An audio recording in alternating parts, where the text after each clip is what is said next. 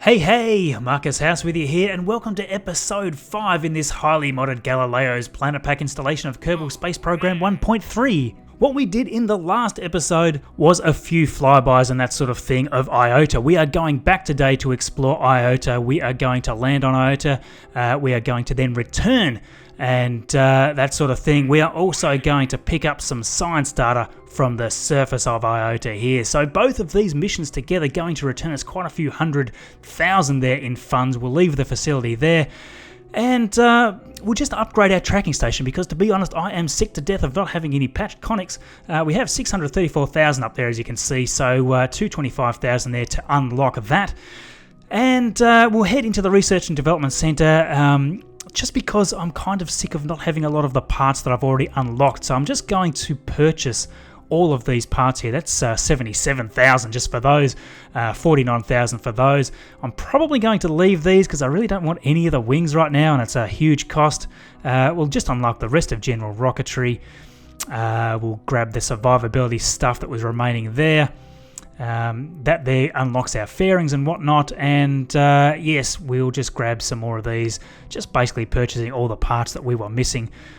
Just didn't have enough money to buy all these outright. This one here is cool, this particular basic science tier of the tree here, because it gives us all of those survivability parts, which I haven't played with yet. That is part of the life support mod I've got installed.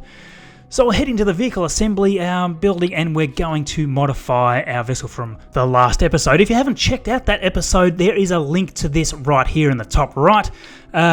Basically, as I said at the start, we went and explored Iota by just flying by. We placed a satellite in orbit, that sort of thing. It was a lot of fun. So this is basically an evolution of that mission, only we're going to land this time. Just basically popping all of these science instruments right up the top. We want to re-enter this thing. We have finally got a heat shield that we can sit under here that's going to survive this when it comes back for re-entry. Now, if this is the first episode that you have come across and you would like to check out the full playlist is now appearing in the top right as well. It sort of makes a lot of sense to go back and watch these from the start. We're not too far in now, and a lot of what I'm doing here will make a lot more sense if you check it out from episode 1. And we also go through in that first episode a number of key factors on this Galileo's Planet Pack mod, which is just so awesome to play with. So you can see here I'm just playing around with adding parachutes to this thing, and we've got the larger heat shield. I just need to pull in those parachutes so that they're not going to burn up in the atmosphere, because we can't make this procedural heat shield any larger than this because we haven't unlocked our tech tree far enough. So just trying to pop those in. Now, the interesting issue I do have still is that I'm still running at a 30-part limit because we still haven't upgraded the vehicle assembly building. Now, in retrospect, I probably could have unlocked that instead of unlocking all of the parts, so I'm not quite 100% sure if that was the right thing to do at this stage. There will be enough funds after I complete these missions probably to do that, so shouldn't be too much for a problem. Just adding some landing legs here now. I may not have enough part count left to actually keep them there. I have also added this fairing, and again, that's tying up a part that we wouldn't necessarily need. But I do cop a little bit of flack for not adding fairings to my vessels, even though I am so early in the game and I'm really limited by this part count. Of course, fairings are great, it's just that they're not always necessary. You can usually get things out of the atmosphere without a fairing at all, so in a lot of cases, just extra mass and an extra part for no real benefit. But, you know, rockets do kind of look stupid without fairings, so that's why I've added it. So, of course, as I'm finding out here, I do have an issue with the part count. I've just removed basically 2 of those fins, removed that top tank because we can just make this tank bigger, and just looking at other parts that I can get rid of. Now, I don't need that decoupler, actually. I can get rid of that now that I've got the fairing. I've got the decoupler inside, don't I? So that's all good. But I would really like that extra tank just to top that main stage up. Now, I don't really need 2 of these parachutes, so I'm just going to set this just so we've got 1, and I'll just pull that back in again there. And there's really no need to have 2. I mean, this thing is going to be so ridiculously light. 1 parachute's probably almost overkill for it. So yes, I'm just going to put this this tank back on and curve it back out just so it looks half normal. I hate having it sort of cut off like it was. Now I do have this fairing set to be a clamshell fairing, which means it sort of comes apart in two separate parts, this one. You do have to leave a little bit of space when you're making a clamshell fairing, just because they can sometimes hit the vessel or get stuck to the vessel. So I've just shrunk down a couple of those parts that are at the bottom, shrunk down that to coupler, and I got rid of that shroud from the Terrier engine, and that's looking much nicer I think now, and that should come apart well. I've also added this single solar panel so that we can actually generate some power. I'd forgotten to put that on. And for the third time now, I'm going to move this parachute over to the other side, simply because the solar panel is going to interfere with the antenna on this side, and that's going to look stupid. So before we launch, just doing a few of those final checks. Our staging is looking good, everything's set up in the right way, and we're about right to go. So launching now, we immediately turn so that our 90-degree mark is underneath us. That's just because we only have our little winglets there on the sides. So if we were actually launching in the opposite direction, we would have basically no way to tilt our vessel. That would be no good. It's actually quite stable considering we only have those two aerodynamic surfaces sitting down the bottom. That is enough to pull our centre of lift down and keep us reasonably stable. It isn't as stable if we had the 4, I will say, and I did almost roll this thing once. As I mentioned in the previous episode, we have the Real Plume mod installed now, so that's making those exhaust fumes look really quite cool. You can see them opening up as we get higher and higher in the atmosphere. It's a really nice little mod, that one. I really quite like it. So because we have our fairing in this episode, we can tilt horizontal just a little earlier and really punch out of that atmosphere. It generates quite a lot of heat, but it is just slightly more efficient. So as I pass 45 kilometers here, I'll ditch these fairings. There we go. They didn't come off quite as graceful as I was hoping they would. Just deploy that solar panel and our antenna just in case we forget to do it later, and we'll just do our final burn here as we get up to our apoapsis. Now, having patch conics unlocked is really the first step. We can't actually place maneuver nodes at this point. All we can do is see our trajectory and actually set targets and that sort of thing. So just finishing off this final burn for our first stage. With that procedural parts mod, I have been able to make the tank just big enough to get us to orbit, and then this is going to drop back into the atmosphere. Now, a few people have suggested in the comments that I should install the stage recovery mod, and I have done that. I'm not going to be using it for this one because there's no way for that first stage to get recovered, but it is there, and you'll see a prompt actually pop up in the top right there later. Basically what this mod does is allow the automation of stage recovery. So if you happen to have some parachutes on the stage that you're going to ditch, then the stage recovery mod will actually calculate how much could be recovered from those parts if it landed safely and it was recoverable, and it all takes into account the distance from the Kerbal Space Engine, all that sort of thing, to give you, a pretty realistic refund, almost as if you landed it yourself. So while I was talking there, you may have noticed me doing an inclination change just to match our inclination with 0 degrees, which is basically where Iota is sitting in its orbit. Now again, I've been told in the comments a number of times that I really should be doing my inclination changes way out near Iota instead of close to the planet here of Gale, and this is absolutely true, and I've mentioned this already in a previous episode. It is certainly best to do your inclination changes at the lowest velocity possible. Now the problem with doing it in this particular launch is that Iota is not positioned at an efficient spot. I can't come right up to the apoapsis and do it. I would have to basically do it right down near the periapsis anyway, so it becomes counterproductive because I've got to speed up to get out. And then of course I would have to do my inclination change after that. So it was actually more efficient in this case doing it before I even started increasing my velocity to get out to Iota.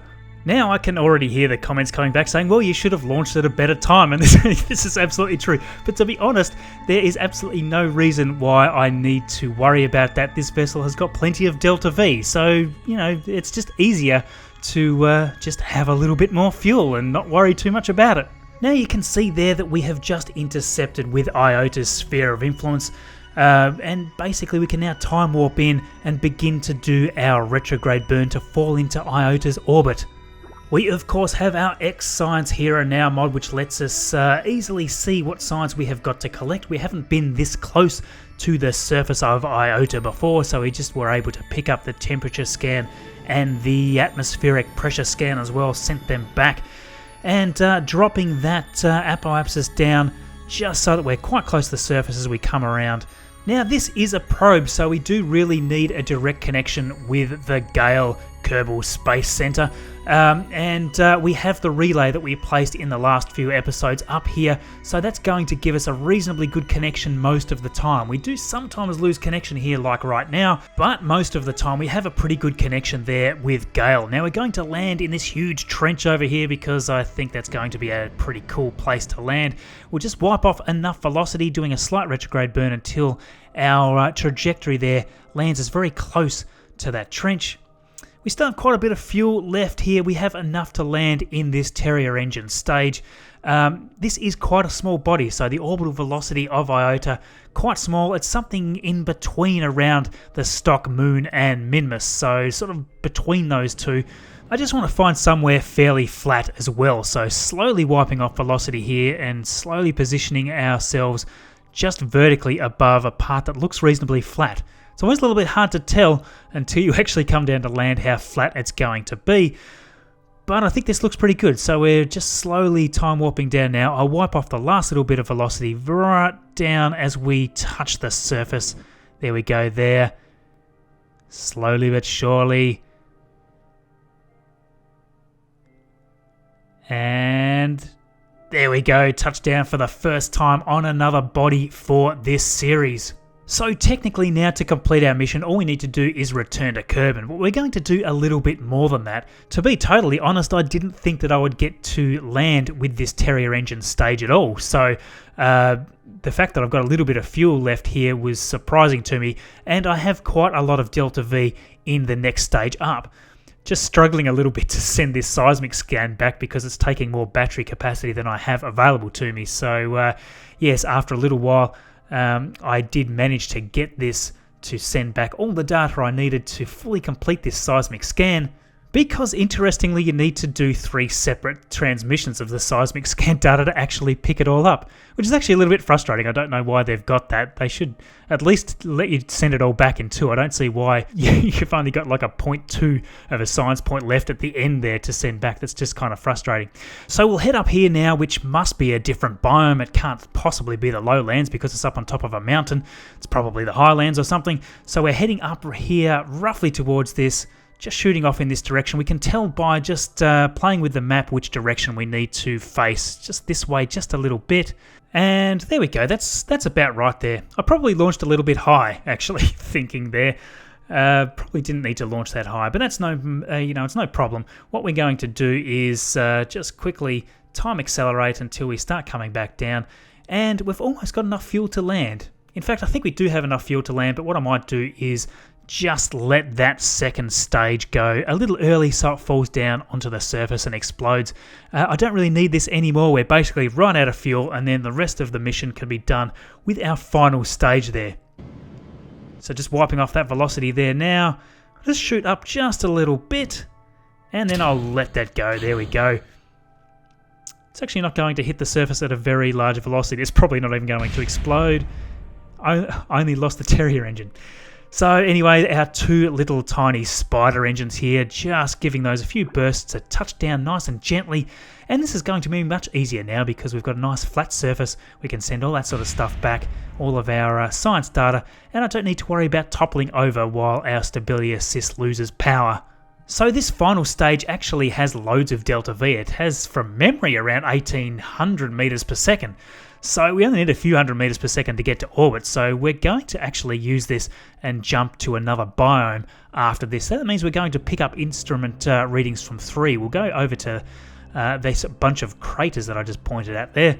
And full thrust now with these 2 tiny little spider engines. They don't have a great deal of thrust to weight, but it's more than enough for little Iota, who doesn't have much of a gravitational force.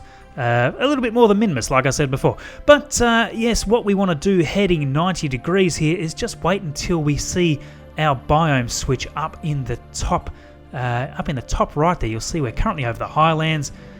And there we go, we've just seen it switch to the Midlands, so we can quickly move back into a retrograde direction and basically just burn retrograde until we wipe off all that velocity that we have gained. Now, you do have to be careful because these, as I say, they are very low in terms of their thrust to weight. Just got to be gentle as you come in there. You don't want to come in too quick, otherwise you're just going to smash on the ground. And touchdown there for our third biome. This is the last one we're going to grab, and then we are heading back home. Again, grab that seismic scan and wait until our electric charge builds back up again.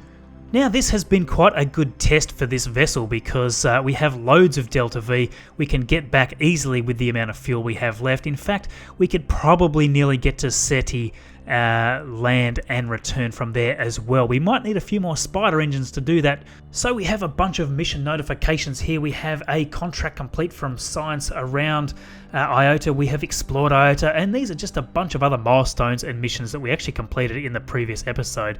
So yes, we have done loads of stuff there. But of course, all successful missions must come to an end, and we have our final leg of this journey to complete, which is basically returning to Gale from the orbit of Iota. So we'll head off now, turn immediately 90 degrees, and get as much horizontal velocity as we can. What we want to do there, of course, is keep that prograde marker pointing slightly up in the blue. As soon as it starts pointing down into the brown, that means that we are falling. So just pointing to around 10 degrees from the horizon there on the nav ball, that is giving us enough of a climb to make sure that we're not going to fall back down onto the mountains, but also giving us the maximum amount of horizontal velocity possible. So we just need to get to a surface speed of around 300 meters per second, and then we're basically in orbit. And then of course we just need to set up our ejection burn from Iota back to Gale. So almost at orbital velocity here, and you can see we still have plenty of liquid fuel left. We actually could have landed on one more biome and taken off again. That would have been more than possible, but we actually want to come back and return. Anyway, there is loads of science to be had from this little body. So if you're new to the game, you might be interested in how to set up an ejection burn. Basically, you want your trajectory to point in the opposite direction to what the planet is moving. So in this case, Iota is moving in this direction where the mouse is, and we want to thrust back in the opposite direction. That's going to drop that periapsis right down, and you can keep burning until we basically have our periapsis there just entering the atmosphere. So just a little bit more. So I am very interested in what people think I should do next as a mission. There's a few options. Obviously we could start unlocking some command pods and start playing with life support, probably doing a few basic missions there. We could head back up here to Iota, we could head off to SETI, we can do all sorts of things depending on what missions are available in mission control. So I would like to know what you think. I do read all your comments and I try to reply to most of them, so yes, I will see the majority of comments in there. If you've got any suggestions or things you'd like to see, let me know, and yes, I'll see if those things happen to pop up in mission control that make it feasible. So just falling in towards Gale here now for our final little fray into the atmosphere. Hopefully this little vessel will survive. We have retracted that antenna.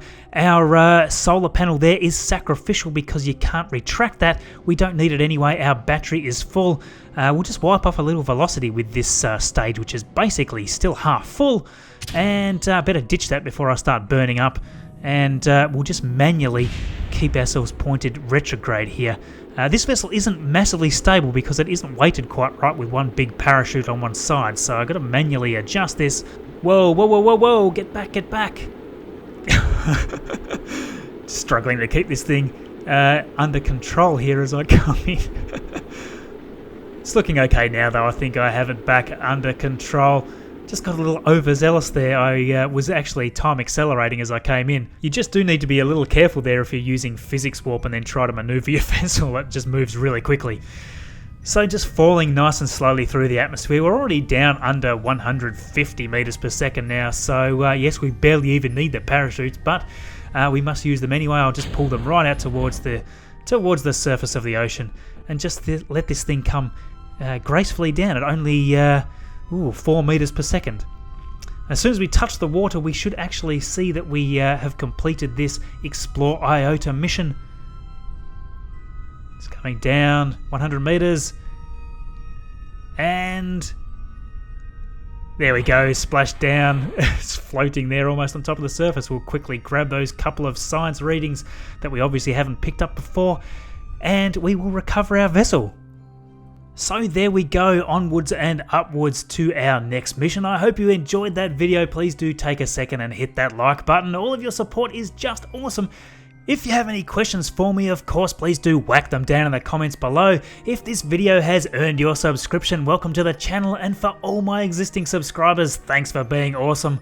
In the tile in the bottom left, we have the playlist for this series. Please do give it a watch if you are new to the channel. In the top right is my latest video, and in the bottom right, a video that YouTube has selected from my channel just for you, using some bizarre artificial intelligence that thinks it knows you better than you know yourself.